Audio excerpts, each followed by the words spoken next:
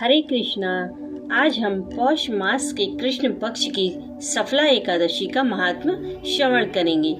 युधिष्ठिर ने पूछा, स्वामिन, पौष मास के कृष्ण पक्ष में जो एकादशी होती है उसका क्या नाम है, उसकी क्या विधि है तथा उसमें किस देवता की पूजा की जाती है, यह बताइए।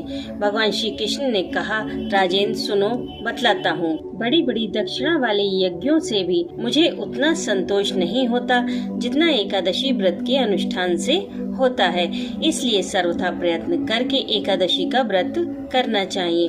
पौष मास के कृष्ण पक्ष में सफला नाम की एकादशी होती है।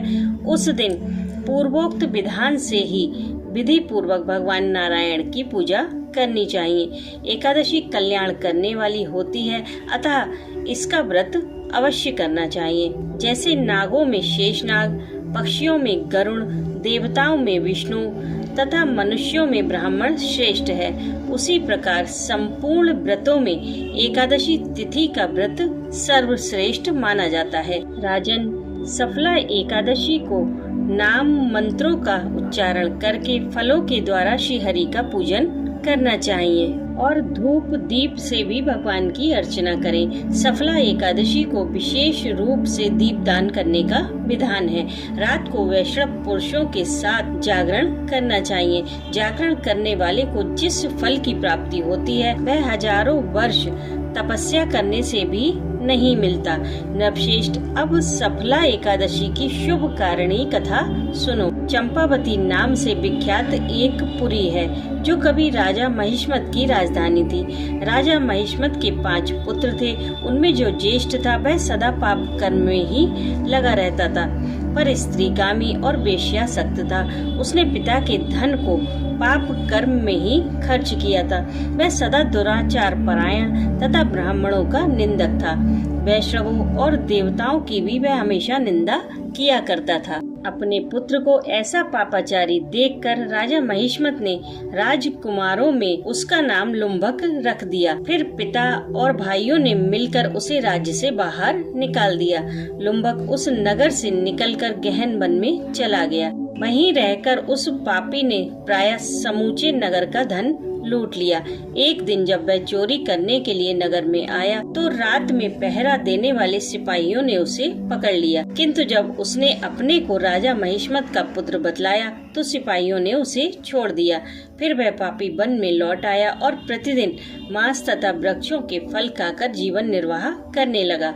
उस दुष्ट का विश्राम स्थल पीपल वृक्ष के निकट था। वहाँ बहुत वर्षों पुराना पीपल का एक वृक्ष था। उस वन में वह वृक्ष एक महान देवता माना जाता था। पाप बुद्धि लुम्बक वहीं निवास करने लगा। बहुत दिनों के पश्चात एक दिन किसी संचित पुण्य के प्रभाव से उसके द्वारा एकादशी के व्रत का पालन हो गया।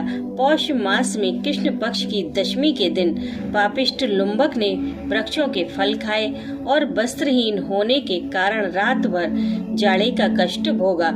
उस समय ना तो उसे नींद आई और न ही आराम मिला। वह निष्प्राण सा हो रहा था।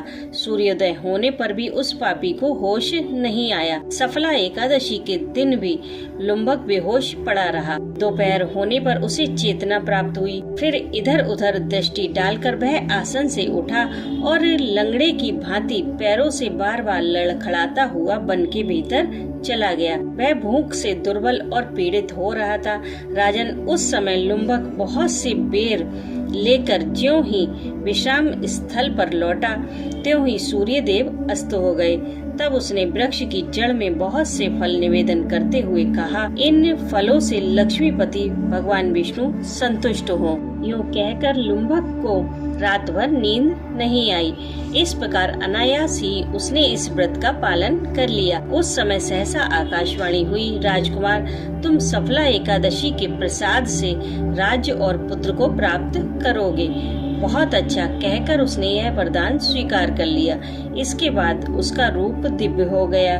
तब से उसकी उत्तम बुद्धि भगवान विष्णु के भजन में लग गई। दिव्य आभूषणों की शोभा से संपन्न होकर उसने अकंटक राज्य प्राप्त किया और 15 वर्षों तक वह उसका संचालन करता रहा। उस समय भगवान श्री कृष्ण की कृपा से उसके मनोज्ञ नामक पुत्र उत्पन्न हुआ। जब वह पुत्र बड़ा हुआ तब लुम्भक ने तुरंत ही राज्य की ममता छोड़कर उसे पुत्र को सौंप दिया और वह भगवान श्री कृष्ण के समीप चला गया, जहाँ जाकर मनुष्य कभी शोक में नहीं पड़ता। राजन, इस प्रकार जो सफला एकादशी के उत्तम व्रत का पालन करता है, वह इस संसार में सुख भोग कर मरने के पश्चात मोक्ष को प्राप्त होता है। संसार में वे मनुष्य ही धन्य हैं जो सफला एकादशी के व्रत में लगे रहते हैं, उन्हीं का जन्म सफल माना जाता है। महाराज, इसकी महिमा को पढ़ने, सुनने तथा उसके अनुसार आचरण करने से मनुष्य राजसूय यज्ञ का फल पाता है। बोलो एकादशी माता की जय।